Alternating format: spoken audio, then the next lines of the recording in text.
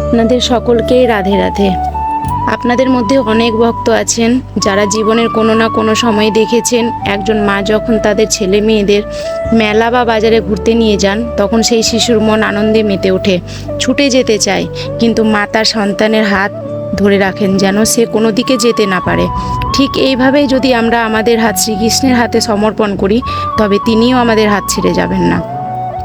তো বন্ধুরা, এ হলো ভগবানের মায়া। এ মায়া জগতে কখনো কখনো ভক্তও মোহিত হয়ে পড়ে, কিন্তু একবার যদি শ্রীকৃষ্ণ আপনাকে ধরে নেন তবে তিনি আপনাকে ছাড়বেন না। আজ আমি আপনাদের শোনাবো এক অলৌকিক ঘটনা, লাড্ডু গোপালজির এক মহান ভক্তের কথা। এক ভক্ত নাম অর্চনা, মাত্র 10 বছর বয়স থেকেই তিনি লাড্ডু গোপালজির সেবা করে আসছেন। এখন তার বয়স 35 বছর। জীবনে অনেক উত্থান পতন এলেও লাড্ডু গোপালজি তাকে ছেড়ে যাননি।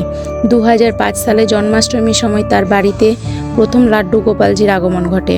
তার বাড়ির পাশের এক ব্রাহ্মণ পরিবারে একটি শিশুর জন্ম নিলে সেখানে অশৌচ পড়ে যায়, ফলে পুজো বন্ধ হয়ে যায়।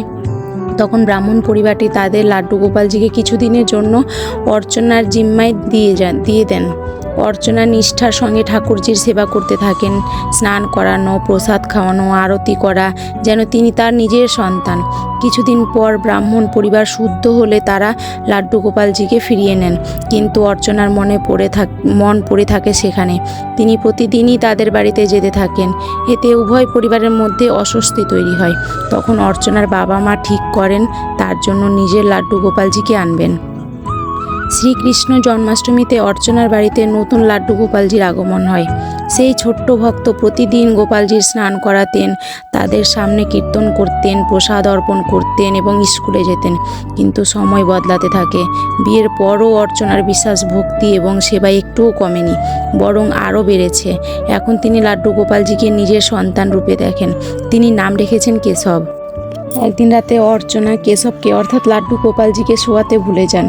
হঠাৎ গভীর রাতে অর্চনার মনে পড়ে যায় যে সে তো আজ কেশবকে নিদ্রা দেয়নি। প্রচণ্ড ঠান্ডার কারণে তিনি লেপ থেকে বের হতে পারেননি।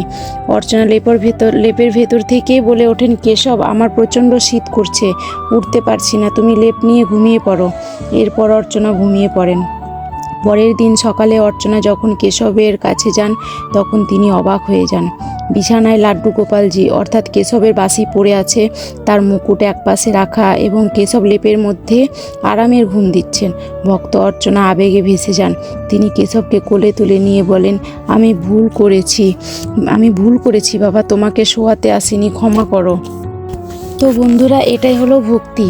যখন আপনার বিশ্বাস ও অনুভূতি শুদ্ধ হয় তখন ভগবান নিজেই আপনার কাছে ধরা দেন। তো বন্ধুরা, এই কাহিনী যদি আপনাদের হৃদয় স্পর্শ করে তাহলে অবশ্যই লাইক করুন, কমেন্ট করুন এবং আমাদের চ্যানেলটি সাবস্ক্রাইব করুন এবং ফেসবুক পেজটি ফলো করতে ভুলবেন না। যদি আপনার জীবনে এমন কোনো ঘটনা ঘটে থাকে এবং আপনি চান যে সেটা আমি সবার কাছে পৌঁছে দিতে পারি, তাহলে কমেন্টে লিখে পাঠান অথবা ফেসবুকে যোগাযোগ করুন।